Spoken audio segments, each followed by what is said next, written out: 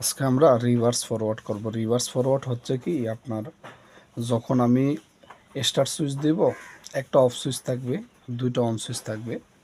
Start switch দিব, reverse on হবে। রিভার্সের যখন স্টার্ট সুইচ দেব, রিভার্স অন হবে। ফরওয়ার্ডের যখন স্টার্ট সুইচ দেব, ফরওয়ার্ড অন হবে। তো এখন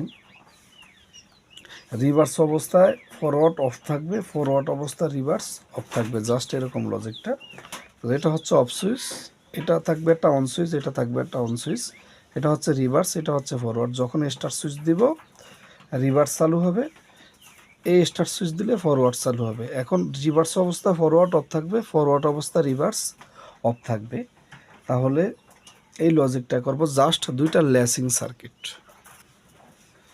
তাহলে প্রথমে আমি দুইটা ল্যাসিং সার্কিট নিয়েছি, এটা হচ্ছে রিভার্স, এটা হচ্ছে ফরওয়ার্ড। যখন আমার উপরে হচ্ছে অফ সুইচ, যখন আমার কি হচ্ছে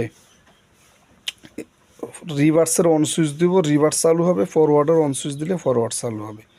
এখন বলছে যে রিভার্স অবস্থায় ফরওয়ার্ড অফ থাকবে, ফরওয়ার্ড অবস্থায় রিভার্স অফ অন থাকবে, সরি অফ থাকবে।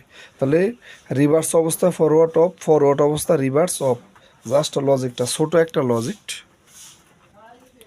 তাহলে দেখেন, এটা হচ্ছে অফ সুইচ, এটা হচ্ছে অন সুইচ, এটা হচ্ছে রিভার্সের অন সুইচ, এটা হচ্ছে ফরওয়ার্ডের অন সুইচ। যখন রিভার্স স্টার্ট সুইচ দেব, রিভার্স চালু হবে। ফরওয়ার্ডের স্টার্ট সুইচ দিলে ফরওয়ার্ড চালু হবে। এখন বলছে রিভার্স যখন স্টার্ট সুইচ দেব, রিভার্সটা চালু হবে। বাট এই রিভার্সের একটা এনসি এখানে দিয়ে দিছি।